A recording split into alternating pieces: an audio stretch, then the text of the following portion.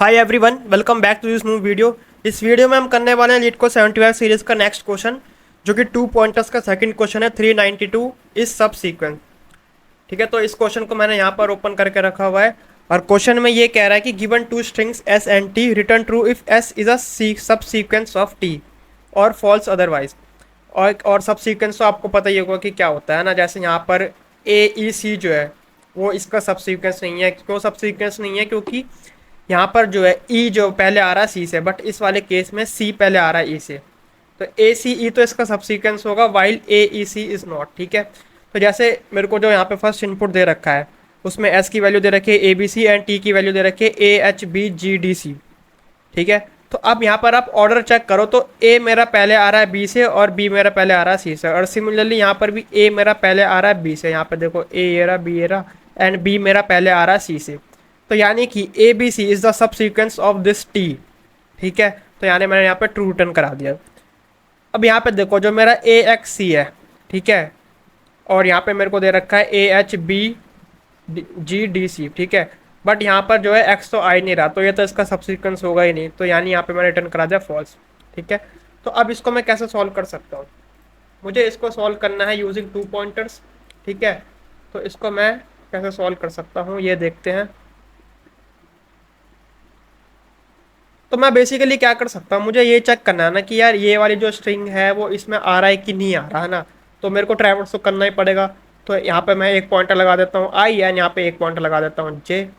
ठीक है, अब होगा क्या, मेरे को यहाँ पर बस ये देखना है कि भाई जो मेरा ये एस ऑफ आई है क्या वो टी ऑफ जे के इक्वल आ रहा है कि नहीं आ रहा। तो यहाँ पर देखो आ रहा है, यानी कि ए और ए मेरा मैच हो गया। तो मैं क्या करूँगा, इस आई को भी आगे बढ़ा दिया, इस जे को भी आगे बढ़ा दिया। ठीक है, अब देखो यहाँ पर जो है मेरा एस ऑफ आई जो कि बी है वो टी ऑफ जे जो कि एच है उससे मैच नहीं कर रहा है। तो अब मैं यहाँ पर क्या करूँगा, अगर मैच नहीं कर रहा तो क्या मैं आई को आगे बढ़ाऊंगा? नहीं, मैं सिर्फ जे को आगे बढ़ाऊंगा, क्योंकि भाई ए बी सी इसका सब सीक्वेंस है, ये इसका सब सीक्वेंस नहीं है। तो यानी कि जे को मैंने बढ़ा दिया आगे। अब देखो दोनों मैच कर गए तो दोनों को आगे बढ़ा दिया, तो आई भी आगे बढ़ गया, जे भी आगे बढ़ गया। अब देखो मैच नहीं करा तो जे को आगे बढ़ा दिया, फिर जे को आगे बढ़ाया, फिर भी मैच नहीं करा, फिर जे को आगे बढ़ाया, अब मैच कर गया। ठीक है, अब ये वाला सी जो है इस सी से मैच कर गया। तो मैच कर गया तो क्या करना, दोनों को आगे बढ़ाना। तो जे को मैंने आगे बढ़ाया, आई को आगे बढ़ाया। ठीक है, तो जैसे ही आई जो है मेरा वो ग्रेटर देन इक्वल्स टू, ठीक है, या इक्वल इक्वल्स टू भी बोल सकते हो आप, आई जो है मेरा वो इक्वल इक्वल्स टू अगर मेरी एस डॉट लेंथ के इक्वल हो गया तो इसका मतलब क्या है कि मेरे को एक कंप्लीट स्ट्रिंग मिल चुकी है। तो उस केस में मुझे रिटर्न करा देना ट्रू। ठीक है, क्योंकि अब मैं इस पूरी स्ट्रिंग को ट्रेवर्स कर चुका हूँ, तभी तो आई मेरा ये आउट ऑफ बाउंड चला गया ना यहाँ से। तो इसका मतलब ये स्ट्रिंग मेरे को मिल गई है। तो अगर ये स्ट्रिंग मेरे को मिल गई है तो ट्रू रिटर्न करा दो। ठीक है, तो काफ़ी सिंपल सा क्वेश्चन था ये। क्या करना है, सिंपली एक पॉइंटर बना दिया, i is equals to zero, j is equals to zero. ठीक है, फिर while i less than s dot length and j less than t dot length. अब क्या होगा, मेरे पास दो केस होगा। इफ वाला केस क्या होगा मेरे पास कि भाई दोनों मैच कर जाता है, यानी कि एस ऑफ आई जो है वो equal equal to t of j हो जाएगा। ठीक है, तो अगर दोनों मैच कर गए तो दोनों को ही आगे बढ़ाओ। एल्स वाला केस क्या हो जाएगा कि भाई मैच नहीं करे, तो उस केस में सिर्फ जे को आगे बढ़ा देना है। और फाइनली क्या करना है मेरे को कि अगर मेरा जो है आई जो है वो equal equal to S dot length के इक्वल हो गया, तो इसका मतलब मुझे क्या करना है, रिटर्न कर देना है ट्रू।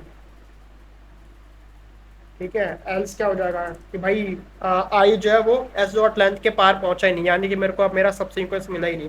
तो उस केस में रिटर्न कर देना फॉल्स। ठीक है, और इसको कर देते हैं रन। तो देखो ये एक्सेप्टेड हो गया। और इस चीज़ को मैं कैसे लिख सकता हूँ, यहाँ पे मैं इस चीज़ को ऐसा लिख सकता हूँ कि जे को प्लस प्लस करना ही है मेरे को हर केस में, है ना। तो यानी कि मैं डायरेक्टली ऐसा लिख सकता हूँ। ठीक है, और इन दोनों को हटा के मैं कैसे लिख सकता हूँ कि रिटर्न करा दो आई अगर equal equal to S dot length के इक्वल हो जाए तो यहाँ पे ट्रू रिटर्न हो जाएगा, और अगर नहीं होगा तो फॉल्स रिटर्न हो जाएगा अपने आप। ठीक है, तो देखो ये एक्सेप्ट हो गया, इसको सबमिट कर देते हैं। और टाइम कॉम्प्लेक्सिटी तो इसकी क्या आएगी यार, एस एस की जितनी लेंथ है वही आएगी, मतलब ओ ऑफ एस डॉट लेंथ, और स्पेस कॉम्प्लेक्सिटी कांस्टेंट है। सो आज की इस वीडियो में बस इतना ही। वीडियो अच्छी लगी तो वीडियो को लाइक कर देना एंड चैनल को सब्सक्राइब भी कर देना। Thank you.